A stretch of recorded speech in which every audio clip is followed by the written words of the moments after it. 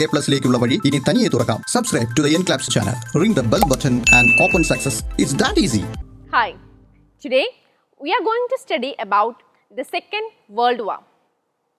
The First World War was also called as the war to end the war. But the fierce competition did not end after the First World War. The hatred erupted between the winners and the losers, led to another war, the Second World War. After First World War, countries such as France and Britain occupied vast empires. But neither Germany nor Italy had any colony or markets. Seeing Europe's great powers as enemies and to attain political and economic stability, Germany formed an alliance with Mussolini's dictatorial Italy. One more country joined with them, Japan. This alliance is called as the Axis powers.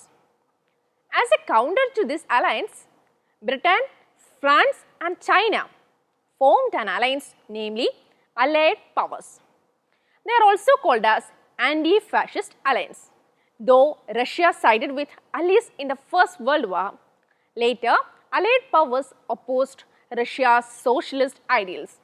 So, when Axis powers attacked the nations nearby Russia, capitalist countries like Britain and France did not prevent the attacks. This policy, which encouraged the fascist attacks, is known as the policy of appeasement. One big example for this policy of appeasement is the Munich Pact. The country here found close to Germany is Czechoslovakia. Sudetenland is the prosperous region of Czechoslovakia. Hitler put forth claims over this land. Instead of opposing the Germany's claim, Britain and France approved the claim of Germany over the Sudetenland without consulting even Czechoslovakia. This treaty, signed in Munich of Germany in 1938, is known as the Munich Agreement. Later, in 1939, September 1st, Germany violated the policy of appeasement and attacked Poland. This prompted the Allied nations to declare war against Germany and ultimately resulted in the outbreak of the Second World War. As we know, the war was between Allied powers and Axis powers. But after the war broke out, two more nations joined with the Allied powers, the Soviet Union and the United States of America. The main reason for the Soviet Union to take part in the war was the violation of the Non-Aggression Pact. What was known as Non-Aggression Pact? Through this pact, in 1939, Germany and Russia agreed not to attack each other. But in 1941, Hitler violated the pact by attacking Soviet Union. This ultimately led to the entry of Soviet Union to the Second World War. Then, why America joined this war? The answer is Pearl Harbor.